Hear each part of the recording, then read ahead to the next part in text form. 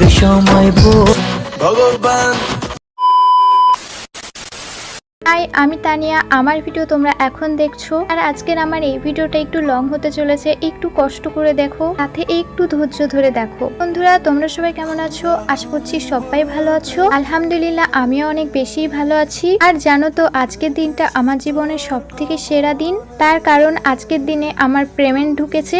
দাঁড়াও বলছি কোথা থেকে ঢুকেছে। আসলে ফেসবুক থেকে আমি ফার্স্ট পেমেন্ট পেয়েছি। এই দুঃখের বিষয় কি জানো, আমি টাকাটা তুলতে পারছি না, আমার ব্যাংকে একটু প্রবলেমের জন্য।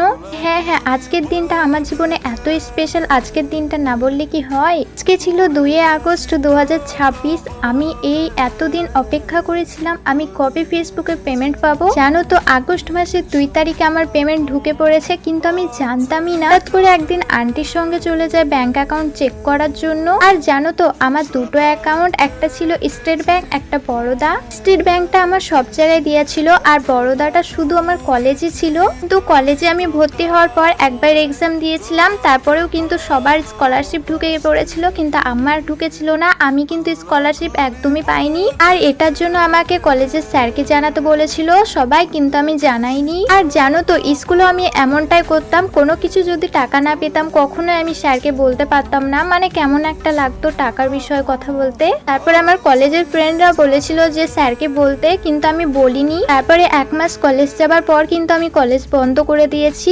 পারিবারিক একটু সমস্যার জন্য।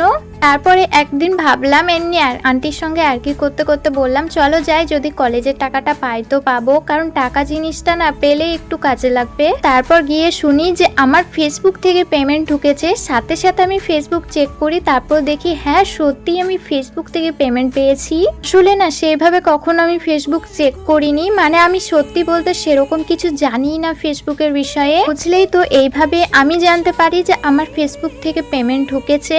হ্যাঁ, তোমাদেরকে ধন্যবাদ না জানালেই নয়, কারণ তোমাদের জন্য আজকে আমার ফেসবুকে ফার্স্ট পেমেন্ট আমি পেলাম। জানো তো, আমি মনিটাইজেশন পেয়েছিলাম আমার ফেসবুক আইডিটা খোলার 1 মাস পরেই পেয়ে গেছিলাম। তবে মনিটাইজেশন পাওয়ার পরেও কিন্তু অনেক মাস পর আমি পে আউট পেয়েছিলাম, মানে এদিকে 3 মাস মতো হলো পে আউট পাওয়া। তারপরে আমি পে আউট সেট আপ করি, তারপরে আমার টাকাগুলো মানে ডলারগুলো আর কি জমা হয়। আর জানো তো, আমার একই সঙ্গে যারা ভিডিও স্টার্ট করেছে তারা কিন্তু পেমেন্ট পেয়ে গেছে কিছুদিনের মধ্যে। আমার না খুব মন খারাপ করতো, মাঝে মধ্যে তো খুব হতাশ হয়ে পড়তাম, কারণ সবাই পেমেন্ট পেয়ে যাচ্ছে অথচ আমিই পাচ্ছি না। মাঝে মধ্যে তো ভাবতাম ভিডিও করা ছেড়েই দেবো, আবার কিন্তু আমার বর আমার সবাই কিন্তু আমার পাশে ছিল বলে কিন্তু আজকে আমি এইখানে। তোমরা যদি এভাবে আমার পাশে থেকো, এভাবেই যদি আমাকে সাপোর্ট করো, আরো এগিয়ে যেতে পারবো। সাথে ভালো কাজে করার ইচ্ছা আছে, তো সেগুলো করতে পারবো।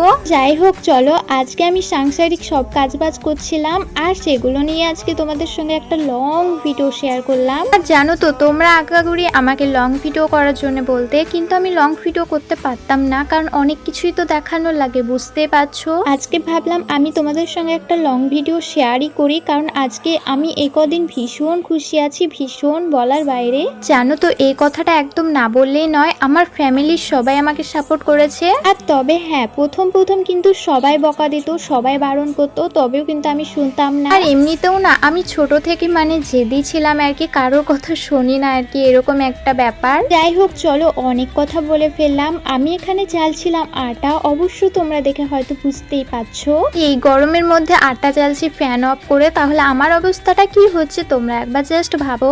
তো তোমাদের কাছে আমার আর একটাই রিকোয়েস্ট, আমার তাড়াতাড়ি একটু 10K ফলোয়ার্স করে দাও। এইদিকে দেখতেই পাচ্ছ অল্প অল্প করে আটা চেলে নিচ্ছিলাম আর রেখে দিচ্ছিলাম। এত পরিমাণে গরম লাগছিল, তোমাদেরকে তো বলে বোঝাতেই পারবো না।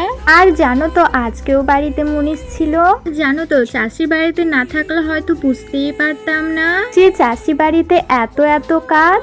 জানো তো, চাষি মানুষের মতো এত খাটনি মনে হয় কোনো কাজেই নেই। চাষি বাড়িতে যেমন ছেলেরাও খাটে, ঠিক তেমনই কিন্তু মেয়েদেরও খুব কষ্ট হয়। এইদিকে তোমরা দেখতেই পাচ্ছ আমার আটা চেলা হয়েই গেছে।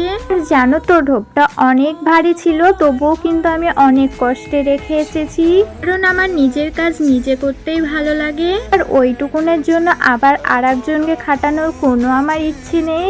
এইদিকে আমার আটা চেলা হয়ে যাবার পর সবকিছু ঠিকঠাক করে নিলাম, তারপরে ঘরগুলো একটু একটু ঝাড়ু দিয়ে নিচ্ছিলাম, সাথে বাহিরটাও একটু ঝুল হয়েছিল সেগুলো পরিষ্কার করে নিচ্ছিলাম। আর জানো তো বাইরের ফ্যানটাও অনেক দিন মোছা হয়নি, অনেক ধুলো হয়েছে, কারণ বাইরের ফ্যানটা অনেক উঁচুতে আছে, একদমই হাত পায় না। এর আগে একদিন মুছেছিলাম অনেক কষ্টে, আর এরপরে তো মোছাই হয়নি। তো তারপরে আমি বাইরে বাসনগুলো ছিল সেগুলো শুকনো হয়ে গেছে, তাই আমি ঝুড়িতে রেখে দিলাম। তারপরে আমি ঘর মোছার জন্য পানি নিয়ে চলে আসলাম। আর হ্যাঁ গাইস, তোমরা আমার অবশ্যই খুব তাড়াতাড়ি যদি পারো 10K ফলোয়ার্স করে দাও, তাহলে আমি আমার শ্বশুর বাড়ি হোম ট্যুর তোমাদের সঙ্গে শেয়ার করব। সাথে তোমরা যদি বলো Q&A ভিডিও করব। আর হ্যাঁ গাইস, তোমরা কিন্তু আমাকে খুব বেশি বলতে আমার শ্বশুর বাড়ি হোম ট্যুর দেওয়ার জন্য, কিন্তু আমি দিতেই পারতাম না। আর জানো তো আগাগুড়ি কিন্তু তোমরা আমাকে খুব বেশি বলতে, সব থেকে বেশি আমি পেতাম ইউটিউব থেকে। আর জানো তো ইউটিউবে আমি ভিডিও আপলোড করতেই পারছি না, কদিন থেকে তো করেই নি। এইদিকে দেখতেই পাচ্ছ আমি গ্যাসটা মুছে নিচ্ছিলাম। আমাদের গ্যাসটা অনেকটাই ছোট, কারণ আমার শ্বশুর মশাই নিয়ে এসেছিল। বুঝতেই পারছো বাড়ির সাংসারিক কাজের জিনিস যদি ছেলেরা কিনতে যায় কেমনটা হয়। এইদিকে আমার ঘর মোছা শেষ করে গ্যাসটা সব ভালো মতো মুছে নিয়েছি। তারপরে আমি এখানে গোসল করে আবার চলেও এসেছি।